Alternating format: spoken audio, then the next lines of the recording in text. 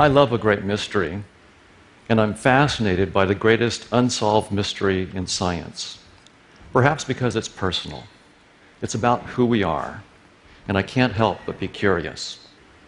The mystery is this: what is the relationship between your brain and your conscious experiences, such as your experience of the taste of chocolate or the feeling of velvet? Now, this mystery is not new. In 1868, Thomas Huxley wrote, "How it is that anything so remarkable as a state of consciousness comes about as the result of irritating nervous tissue is just as unaccountable as the appearance of the genie when Aladdin rubbed his lamp." Now, Huxley knew that brain activity and conscious experiences are correlated, but he didn't know why. To the science of his day, it was a mystery.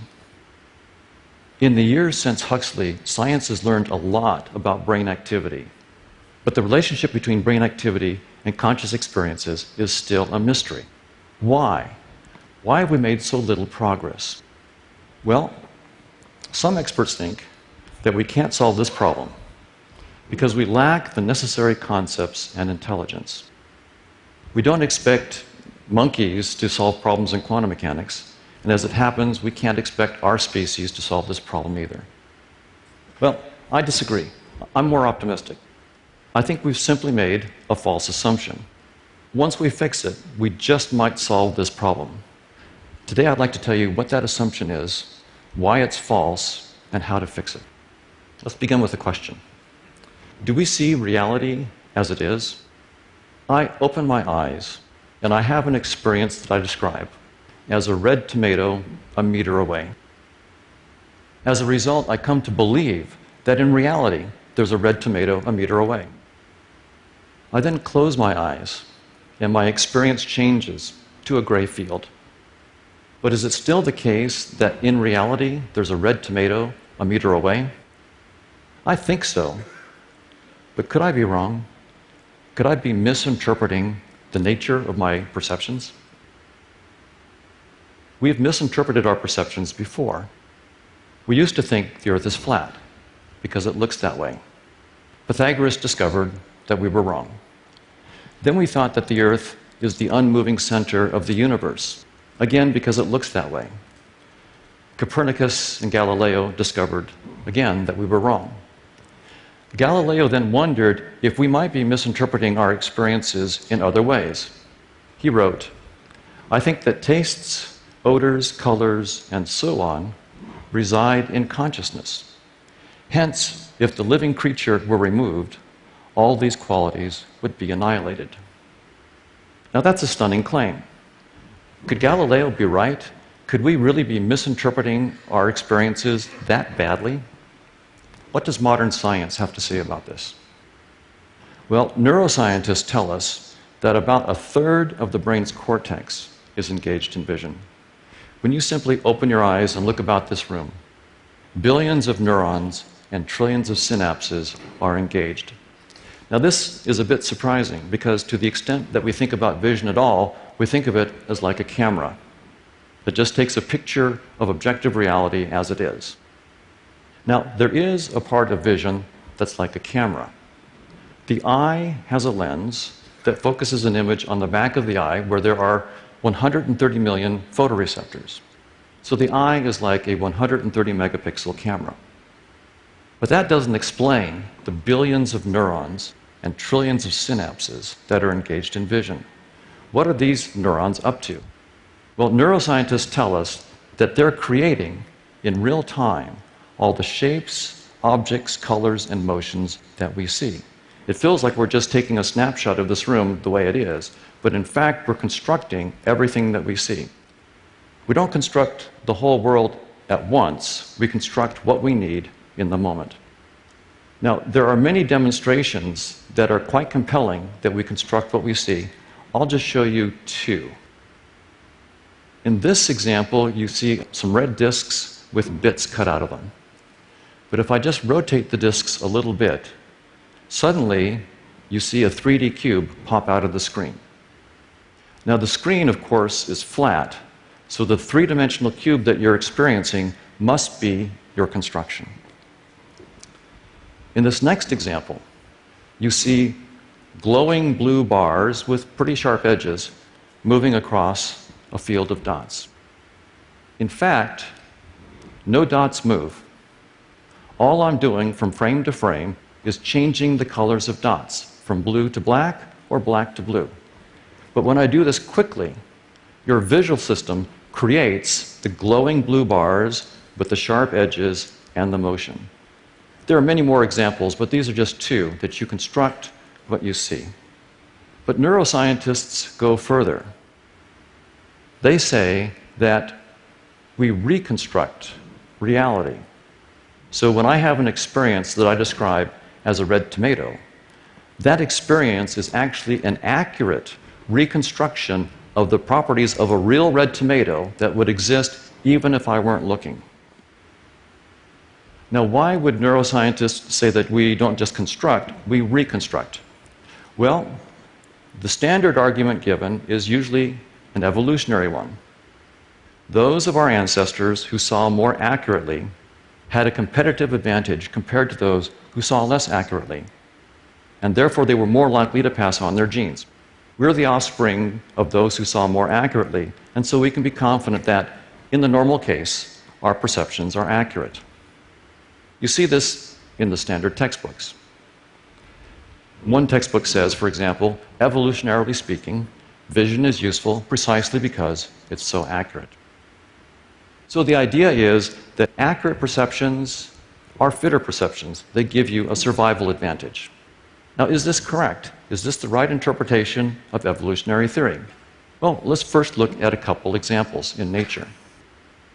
The Australian jewel beetle is dimpled, glossy, and brown. The female is flightless. The male flies, looking, of course, for a hot female. When he finds one, he alights and mates. There's another species in the outback, Homo sapiens. The male of this species has a massive brain that he uses to hunt for cold beer. And when he finds one, he drains it and sometimes throws the bottle into the outback. Now, as it happens, these bottles are dimpled, glossy, and just the right shade of brown to tickle the fancy of these beetles. The males swarm all over the bottles, trying to mate. They lose all interest in the real females. A classic case of the male leaving the female for the bottle.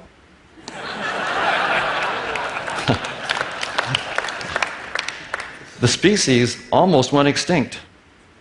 Australia had to change its bottles to save its beetles.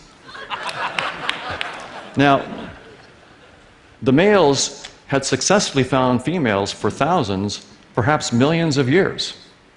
It looked like they saw reality as it is, but apparently not. Evolution had given them a hack.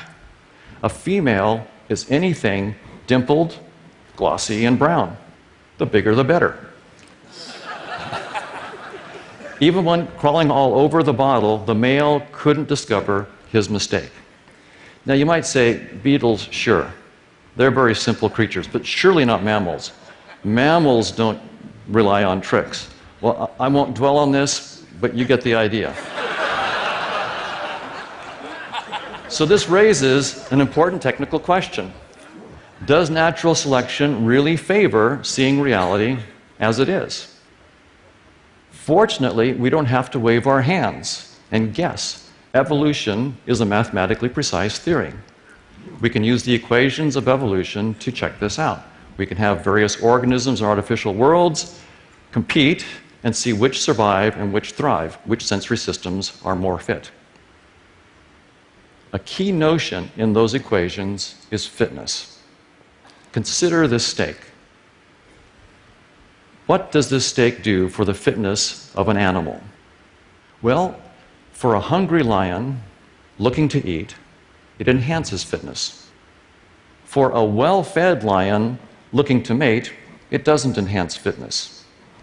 And for a rabbit in any state, it doesn't enhance fitness. So fitness does depend on reality as it is, yes, but also on the organism, its state, and its action. Fitness is not the same thing as reality as it is, and it's fitness and not reality as it is that figures centrally in the equations of evolution. So, in my lab, we have run hundreds of thousands of evolutionary game simulations with lots of different randomly chosen worlds and organisms that compete for resources in those worlds. Some of the organisms see all of the reality, others see just part of the reality, and some see none of the reality, only fitness. Who wins?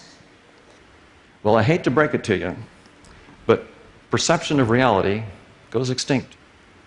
In almost every simulation, organisms that see none of reality but are just tuned to fitness drive to extinction all the organisms that perceive reality as it is. So the bottom line is evolution does not favor vertical or accurate perceptions. Those perceptions of reality go extinct.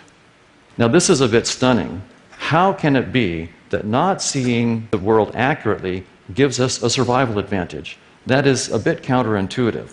But remember the jewel beetle. The jewel beetle survived for thousands, perhaps millions of years using simple tricks and hacks.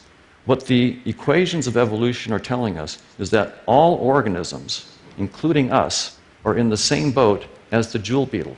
We do not see reality as it is. We're shaped with tricks and hacks that keep us alive. Still, we need some help with our intuitions. How can not perceiving reality as it is be useful? Well, fortunately, we have a very helpful metaphor, the desktop interface on your computer. Consider that blue icon for a TED Talk that you're writing. Now, the icon is blue and rectangular and in the lower right corner of the desktop. Does that mean that the text file itself in the computer is blue, rectangular, and in the lower right-hand corner of the computer? Of course not. Anyone who thought that misinterprets the purpose of the interface. It's not there to show you the reality of the computer. In fact, it's there to hide that reality. You don't want to know about the diodes and resistors and all the megabytes of software. If you had to deal with that, you could never write your text file or edit your photo. So the idea is that evolution has given us an interface that hides reality and guides adaptive behavior. Space and time, as you perceive them right now, are your desktop. Physical objects are simply icons in that desktop. There's an obvious objection. Hoffman, if you think that train coming down the track at 200 miles an hour is just an icon of your desktop, why don't you step in front of it? And after you're gone and your theory with you, we'll know that there's more to that train than just an icon. Well, I wouldn't step in front of that train for the same reason that I wouldn't carelessly drag that icon to the trash can. Not because I take the icon literally. The file is not literally blue or rectangular. But I do take it seriously. I could lose weeks of work. Similarly, evolution has shaped us with perceptual symbols that are designed to keep us alive. We better take them seriously. If you see a snake, don't pick it up. If you see a cliff, don't jump off. They're designed to keep us safe, and we should take them seriously. But that does not mean that we should take them literally. That's a logical error. Another objection. Now, there's nothing really new here. Physicists have told us for a long time that the metal of that train looks solid, but really it's mostly empty space with microscopic particles zipping around. There's nothing new here. Well, not exactly. It's like saying, I know that that blue icon on the desktop is not the reality of the computer. But if I pull out my trusty magnifying glass and look really closely, I see little pixels. And that's the reality of the computer. Well, not really. You're still on the desktop. And that's the point. Those microscopic particles are still in space and time. They're still in the user interface. So I'm saying something far more radical than those physicists. Finally, you might object. Look, we all see the train. Therefore, none of us constructs the train. But remember this example. In this example, we all see a cube. But the screen is flat. So the cube that you see is the cube that you construct. We all see a cube because we all each one of us constructs the cube that we see. The same is true of the train. We all see a train because we each see the train that we construct. And the same is true of all physical objects. We're inclined to think that perception is like a window on reality as it is. The theory of evolution is telling us that this is an incorrect interpretation of our perceptions. Instead, reality is more like a 3D desktop that's designed to hide the complexity of the real world and guide adaptive behavior. Space, as you perceive it, is your desktop. Physical objects are just the icons in that desktop. We used to think that the Earth is flat because it looks that way. Then we thought that the Earth is the unmoving center of reality because it looks that way. We were wrong. We had misinterpreted our perceptions. Now we believe that space-time and objects are the nature of reality as it is. The theory of evolution is telling us that once again, we're wrong. We're misinterpreting the content of our perceptual experiences. There's something that exists when you don't look, but it's not space-time and physical objects.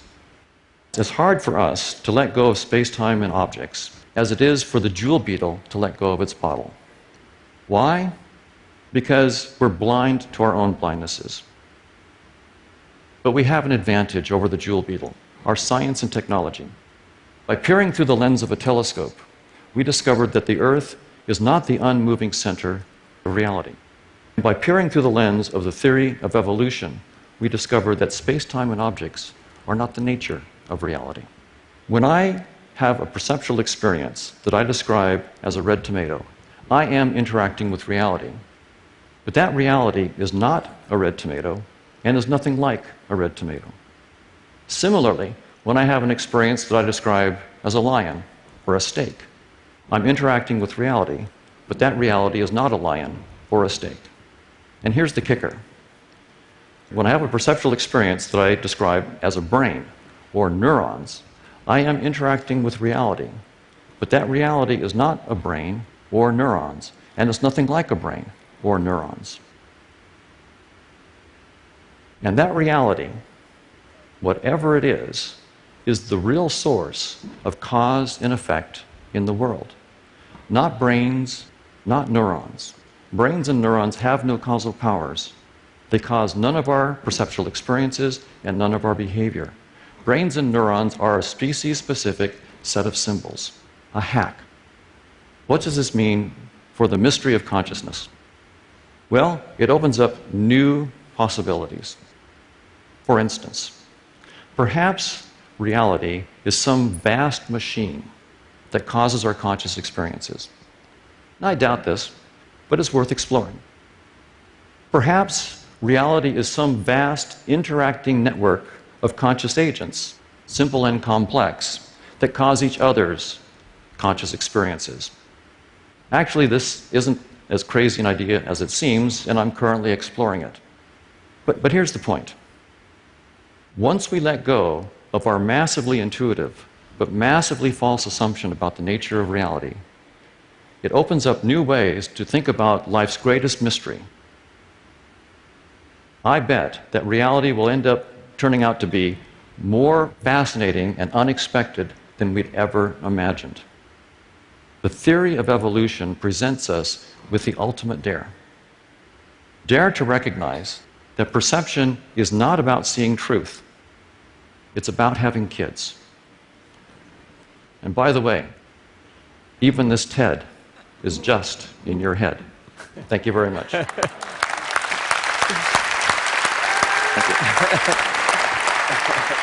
John, stay here. Okay. If that's really you there, thank you. Yes. So there's so much from this. I mean, first of all, some people may just be profoundly depressed at the thought that, you know, if evolution does not favor reality. Yes. I mean, doesn't that to some extent undermine all our endeavors here, all our ability to think that we can think the truth, possibly even including your own theory, if you go there? Well, this does not stop us from a successful science. What we have is one theory that turned out to be false, that perception is like reality, and reality is like our perception. That theory turns out to be false. Okay, throw that theory away. That doesn't stop us from now postulating all sorts of other theories about the nature of reality. So it's actually progress to recognize that one of our theories was false. So science continues as normal. There's no problem here. So you think it's possible... It's cool, but so what you're saying, I think, is that it's possible that evolution can still get you to reason. Yes. Now, that's a very, very good point. The evolutionary game simulations that I showed were specifically about perception, and they do show that our perceptions have been shaped not to show us reality as it is. But that does not mean the same thing about our logic or mathematics. And we haven't done these simulations, but my bet is that we'll find that there are some selection pressures for our logic and our mathematics to be at least in the direction of truth. I mean, if you're like me, math and logic is not easy, we don't get it all right, but at least the selection pressures are not uniformly away from true math and logic. So I think that we'll find that we have to look at each cognitive faculty one at a time and see what evolution does to it. What's true about perception may not be true about math and logic. I mean, really what you're proposing is a kind of modern-day Bishop Berkeley interpretation of the world. That consciousness causes matter, not the other way around. Well, it's slightly different than Berkeley. Berkeley thought that, well, he was a deist, and he thought that the ultimate nature of reality is God and so forth. And I don't need to go where Berkeley's going. And so it's quite a bit different from Berkeley. This is actually, I call this conscious realism. It's actually a very different approach. Don, I could literally talk with you for hours, and I hope to do that. Thanks so much for that. Okay. Thank you.